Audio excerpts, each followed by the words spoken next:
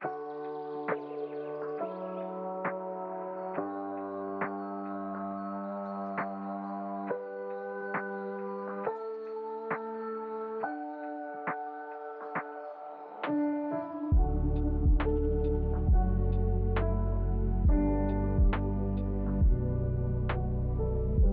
all love the Lord of the Rings trilogy.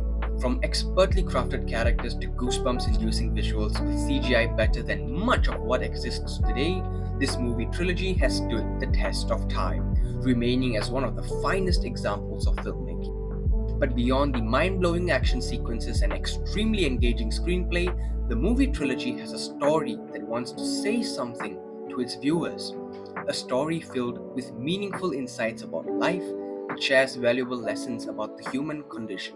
We could all perhaps gain a thing or two if we look more deeply to find 8 lessons about self-improvement we can learn from the Lord of the Rings movie trilogy. The first lesson, and one of my most favorite, is concerning the importance of loyalty and friendship. Which pair of friends on television have been more memorable than the duo of Frodo Baggins and Samwise Gamgee of the Shire? Near the end of the first movie, The Fellowship of the Ring, Frodo leaves the Fellowship following the ambush at the lake after fearing that other members would try to force the ring from his hand, like Boromir did.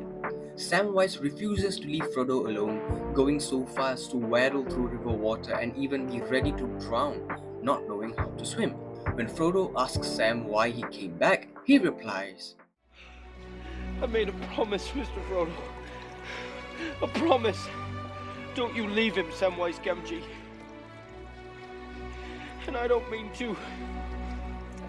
I don't mean to. Sam held his friendship with Frodo and oathed Gandalf above his own life. This hobbit was ready to die to protect an oath he made to an old man who uses too much hair products and was willing to follow his best friend into the very pits of hell itself, Mordor. In modern times, especially with the increasing use of social media, many of us tend to judge how socially connected we are by the breadth in the number of acquaintances we have as opposed to the depth of each connection. When you have someone who stays by your side no matter the place and sacrifices all he has to fulfill his word, you have found a true friend. These people, like diamonds, are although very hard to find, stick around much longer. With them, you will have the courage and confidence to push through the lowest valleys of life and go as far as you want. As Frodo said, Frodo wouldn't have got far without Sam. as beautifully as Tolkien and Peter Jackson can portray something as good-natured as loyalty, both are also able to give equal weight to a much more sinister warning that we'd all benefit from taking heed to: the self-destruction stemming from the pursuit of pleasure. To understand more about this concept, who else to look at than budget Yoda knockoff Smeagol turned Gollum? I swear, why do all small, green creatures with pointy ears refuse to speak normal, grammatically correct English? Very nice, friend. Oh, yes, my precious, very nice. Master has given Dobby a shock. Do or do not. There is no try. Anyways, back to the point. Smeagol, a once hobbit-like creature, was cursed to become the Golem after he murdered his friend in order to take the One Ring. The ring, having completely overwhelmed Gollum, makes him believe that his very livelihood is dependent on having possession of it. This becomes clear throughout the numerous instances in which he employs very specific diction to express his desperate need for the ring. Precious! Tolkien likely intended the ring to be a symbol of cheap pleasure and addiction for mere mortals. The ring, which has caused Gollum societal rejection, isolation, extreme mental anguish, and a horrible physical appearance, becomes the very cause of his death. Yet, he clings to it. Gollum's pathetic plight is synonymous with how some of us cling to certain behaviors and habits that give us short-term pleasure, hooking us onto it even though we know it will destroy us in the long term. From overeating our way to obesity, to doom scrolling our time away, or abusing substances to find momentary highs, the modern world is filled with thousands of such rings. At the end of the day, the responsibility falls on us to refuse a life of self-destruction and take the ring off from our fingers. But no matter how dark things may get, like it did for Gollum, the next character found a way to get through them. He stood as a pillar of unshatterable faith, even in the face of certain doom. Wielder of the Flame of the West, King of Gondor, Ranger, Aragorn, son of Arathorn. This man taught us the need for hope and how it makes us persevere through the most despairing times. In the second movie, The Two Towers, the army of Rohan is preparing to fight at Helm's Deep. Even our favorite elf of all time, Legolas, said, Nedim Dagor hen Urir Othari. Natha Dagathair. Mid-battle, even Theoden says, What can men do against such reckless hate? and for good reason. When the army fighting you outnumbers you 10 to 1, is backed up by pretty much the most powerful being on Middle-earth and has better weaponry than you, who in their right mind would stand their ground? I would have run away, but Aragorn doesn't. In a pep talk to a young kid, he says, There is always hope. Mid-battle, he says to Theoden, who's straight up reconsidering his life decisions, You said this fortress would never fall while your men defend it. They still defend it. They have died defending it. it takes an incomprehensible level of faith to hold hope that one could win the battle when a king, an elf prince, and even your own people are repeatedly expressing to you how things will go south. But that's where Aragorn stands apart. Even if nothing seems positive at any point in life right now, it doesn't mean you should just give up and surrender. Even if you know you will lose with full certainty, you still take up your sword and fight to your last breath. Because to go out fighting is much better than willingly throwing up your hands to fate. As Aragorn said, if he can't win the fight, Then I shall die as one of them. and when you do that, there's a chance that something comes to aid you and offer you salvation, much like the movie showed us. Remember, hold hope and keep fighting, no matter what's on the other side. It's worth the fight. As strong as hope is in shaping the trajectory of characters, equally powerful are words and thoughts. The things people around you tell you can be potent enough to determine how your life will play out. Consider Theoden, the mighty king of Rohan, Grimmer Wormtongue, servant of Saruman, and Theoden's backstabbing, treacherous advisor, poisoned the king's mind against his own people and purpose. Theoden remained indifferent to his son's death, exiled his own nephew, and couldn't recognize his niece, all the while remaining blind to the threat imminent upon his doorstep. While us movie watchers know that Wormtongue's words were laced with Saruman's sorcery, on a broader scale, we could interpret it as Tolkien striving to show the potency of words spoken on a person's mind. This becomes especially prominent when Gandalf shows up and speaks great poems of Theoden, literally glazing the dude, restoring him to his former self. The things people say to you must not make you feel dejected and pessimistic, but rather encouraged and uplifted. Make sure you do your best to surround yourself with such people, and more importantly, to be such a person. You attract what you are. And I think in today's context, this goes farther than just people. Every day, information is input into our minds from various sources like social media posts, videos, movies, books, and so forth. Take extra effort to ensure that the information you feed yourself on a daily basis is constructive and meaningful. Unsubscribe from all useless, negative content and actively subscribe to useful, positive content. Show the algorithm what you want it to show you, and you will heal. Speaking of listening to words from the right people, there are also times at which you should resist the words and acts of others. Gandalf showed us with Saruman why being independent-minded and strong-willed is such a crucial character trait that we all need. Saruman, having joined Sauron, invites Gandalf into the Darkfold, saying, Against the power of Mordor, there can be no victory. We must join with him, Gandalf. We must join with Sauron. It would be wise, my friend. Every single thing Saruman said honestly made sense logically. Why stand to fight against the most powerful entity on Middle-earth and chance to lose when you could stand by him and gain much. This personally is synonymous to the justifications many of our so-called friends would inflict on us, pressuring us to engage in certain acts or behaviors with them. And what they say does sometimes make sense, but we need to learn to see through the facade and discern for ourselves the true effect behind such ambiguously alluring prospects, replying back as Gandalf did.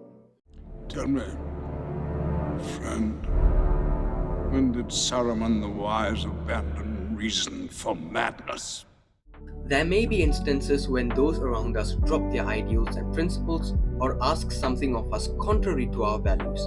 When such moments arise, it is important that we hold true to ourselves, embrace the discomfort of rejecting the person's proposal, and be ready for potential conflict. Doing this requires a strong understanding of the personal values that guide your life's decisions and no small amount of willpower in opposing external pressures. In uncomfortable situations, be a Gandalf, not a Saruman. Closely related to the concept of being independent-minded and strong-willed is the popular self-improvement ideology of Stoicism. While I don't think Tolkien or Peter Jackson explicitly intended to portray Stoicism in the story, some aspects do shine through its main characters, namely Gandalf and Aragorn.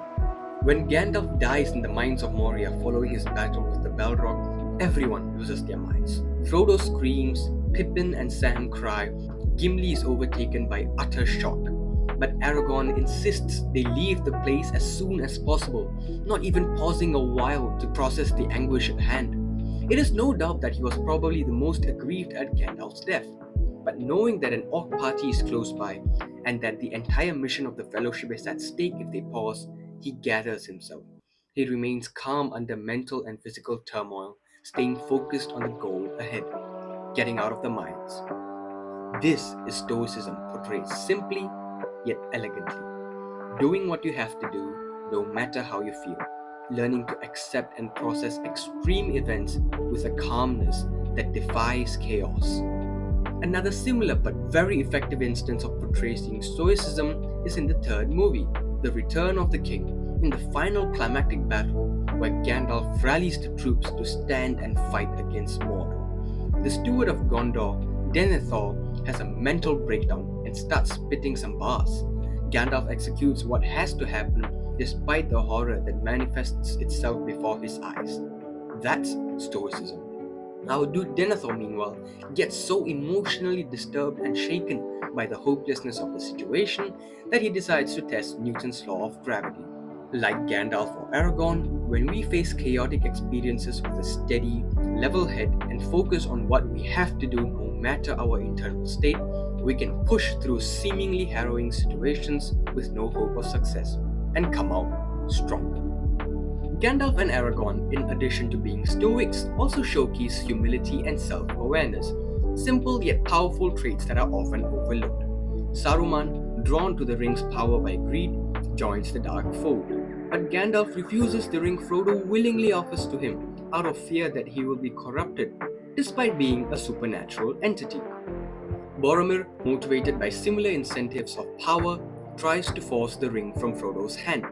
Aragorn, much like Gandalf whereas, refuses the ring from Frodo, staying true to his oath. His great fear of self-corruption is fleshed out when he expresses to Arwen, "The same blood flows in my veins.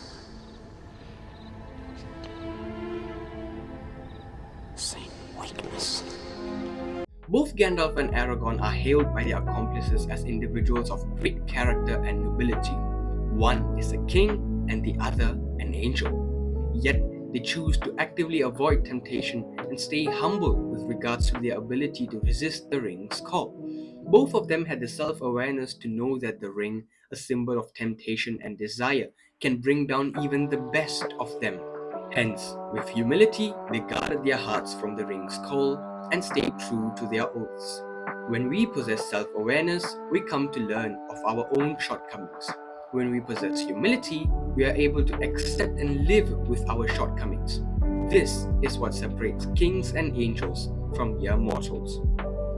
But beyond all these lessons about life we can learn from the trilogy, one stands apart in utter clarity that both Tolkien and Jackson expressed poetically in their works. the power of purpose. The entire purpose of the resistance against Sauron was so that men, elves, and dwarves would not lose all that they loved. At the end of The Two Towers, when Samwise Gamgee delivers one of cinema's best ending voiceovers, he talks about how the people in the Great Tales never turned back, no matter how painful the journey was, because they clung onto something. What are we holding on to, Sam?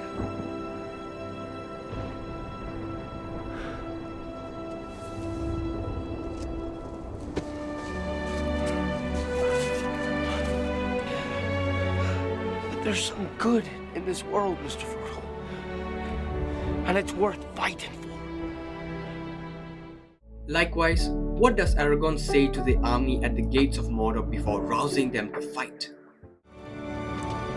By all that you hold dear on this good earth, I bid you stand, men of the West!